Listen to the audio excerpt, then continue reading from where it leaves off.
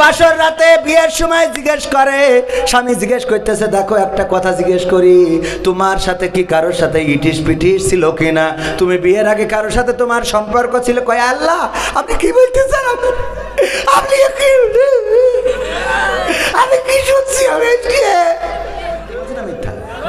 একজন চিঠি লিখেছে, দেখো আবেদা তোমার ছাড়া বাঁচবো না, আমি তোমার জানের জান প্রাণের প্রাণ, তুমি আমার কলিজা কলিজা রে।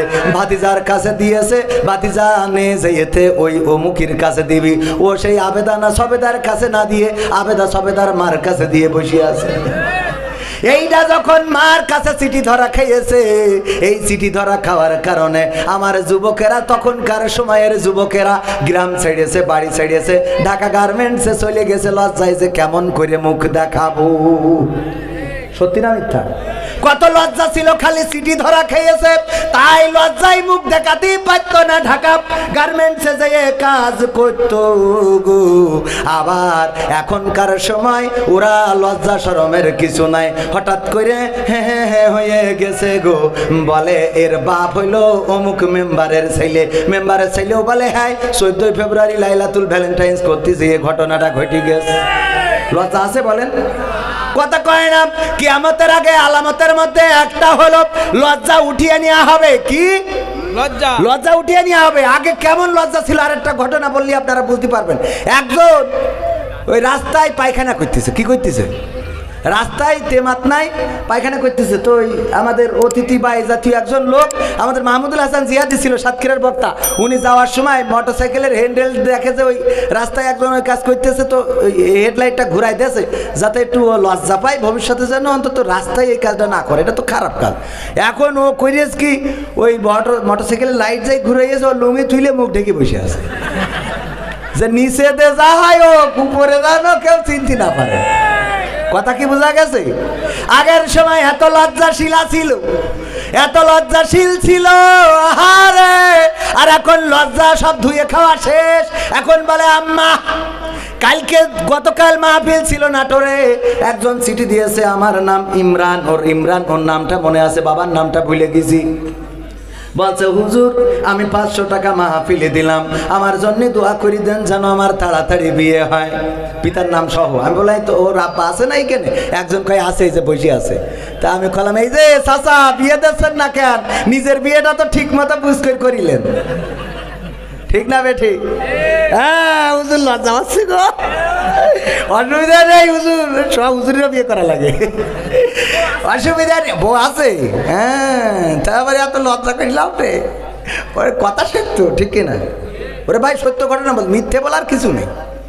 ওই ওয়াজ ইউটিউবে দেখলেই বুঝতে পারবেন। তার দোয়া করে দিলাম, ডাইরেক্ট মুনাজাত করেছি যে আল্লাহ আগামী বছর শীতকাল আসার আগে যেন বিয়ে হয়। বলেন আমি।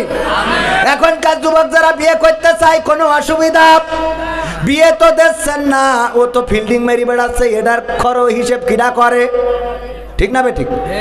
টাইম মতো বিয়ে না দেওয়ার কারণেই অন্যায় করছে, অপরাধ করছে, অপকর্ম করছে, জেনা করছে, ব্যভিচার করছে।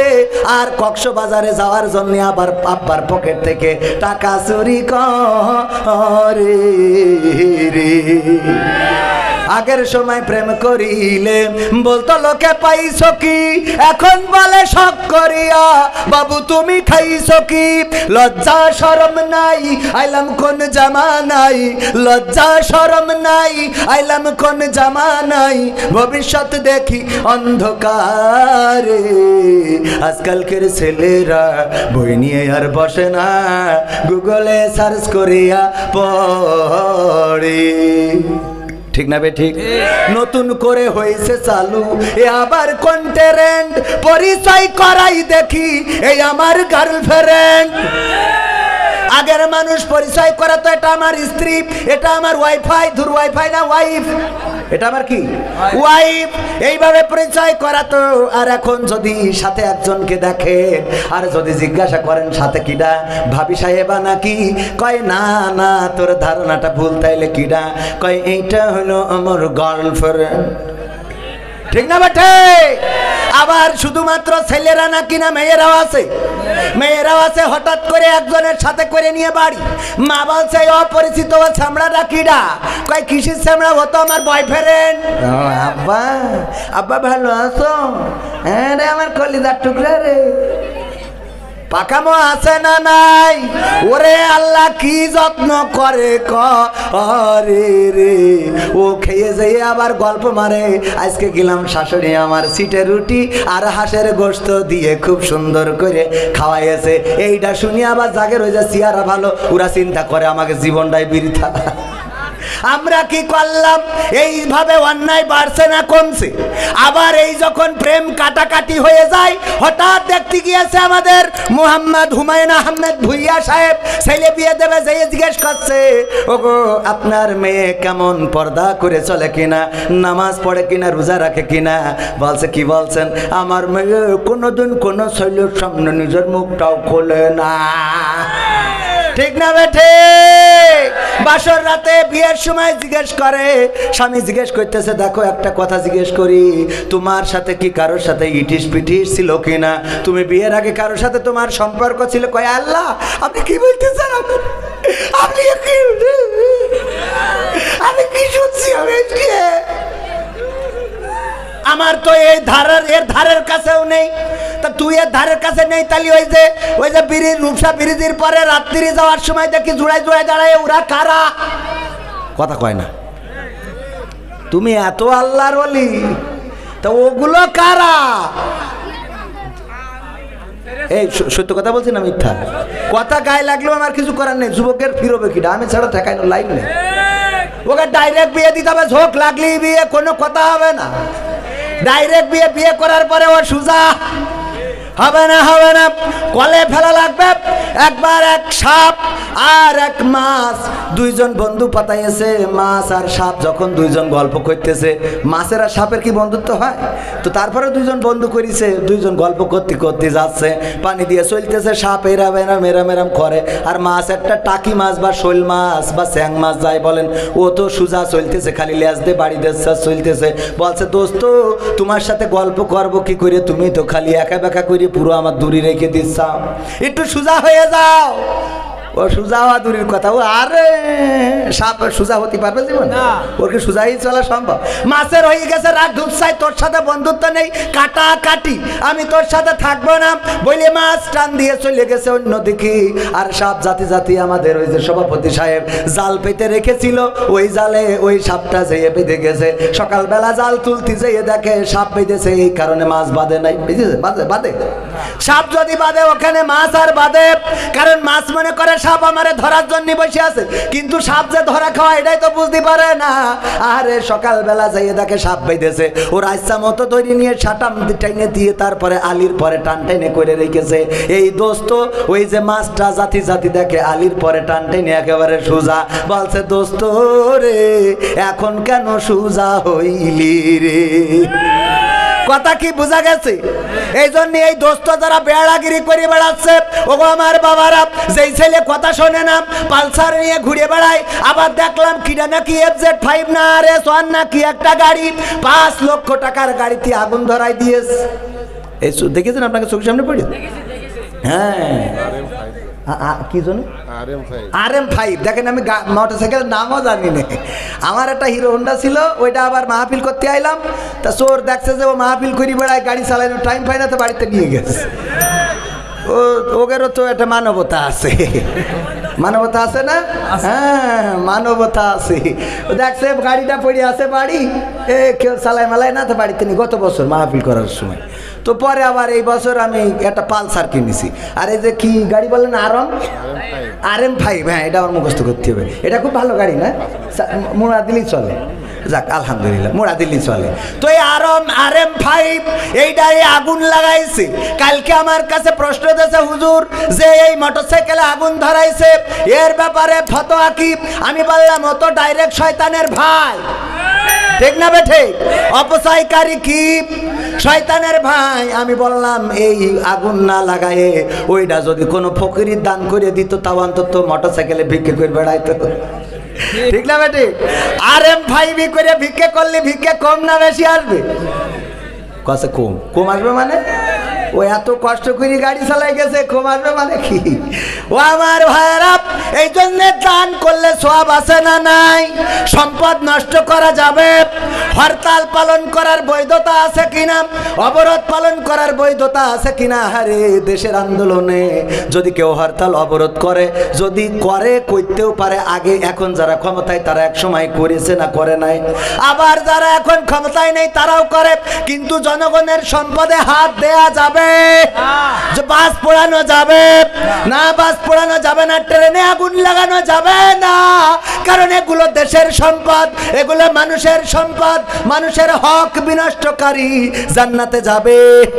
আল্লাহর হক যদি কেউ নষ্ট করে, আল্লাহর নবী বলেছেন কেউ যদি আল্লাহর হক নষ্ট করে আল্লাহ রাব্বুল আলামিন তার ক্ষমা করে দিতে পারেন, কিন্তু যদি কেউ বান্দার হক নষ্ট করে, ওই বান্দা যতক্ষণ ক্ষমা করবে না ততক্ষণ পর্যন্ত ওই বান্দার ক্ষমা হবে না। যতক্ষণ পর্যন্ত আপনি যার হক নষ্ট করেছেন সেটা একটা যদি কলম হয়, সেটা যদি একটা আপনার খাতার একটা কাগজও হয়, আপনি না বলে বন্ধুর একটা কাগজের পৃষ্ঠা ছিঁড়ে নিয়েছেন, এটার জন্য এই বান্দার হক নষ্ট করার অপরাধে বিচারের কাঠগড়ায় দাঁড়ানো লাগবে। সুতরাং এই RM5 যিনি পুড়িয়েছে, বলতে চায় ভাইরাল হওয়ার রোগ আমাদের জেকে বসেছে। বাংলাদেশের সম্পদ পুড়িয়েছ, তোমার এই RM5 যদি তোমার পকেটের টাকায় হইতো, আমার বিশ্বাস তুমি আগুন দিতা না। বাবার টাকা থাকলে অনেক কিছু করা যায়, যাদের বাবার টাকা নাই তারা বোঝে পৃথিবীটা কতটা কষ্টকর, বলেন ঠিক কিনা? বাবার টাকা থাকলে ইচ্ছা মতো যা ইচ্ছা তাই করা যায়।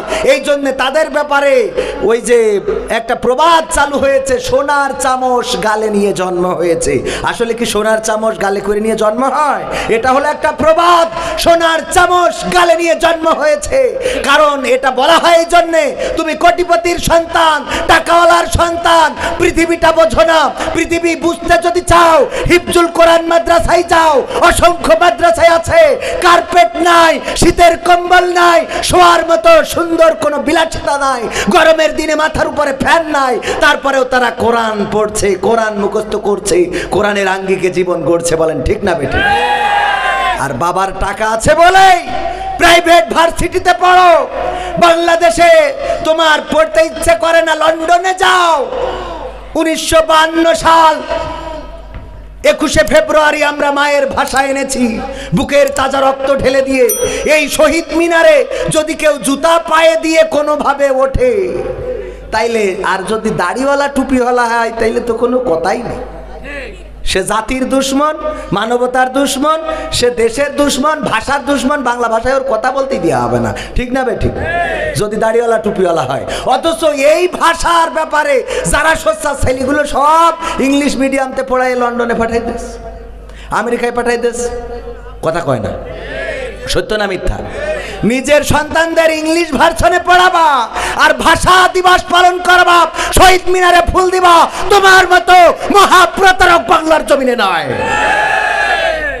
আমরা যারা দেশকে ভালোবাসি, এই দেশের ভাষায় কথা বলি, এই দেশের ভাষায় ওয়াজ করি, এই দেশে শহীদ মিনার, আমরা সেটাকে আমাদের ইসলামে শহীদ মিনারকে আলাদা করে সম্মান করার কোনো বিধান নাই, আছে?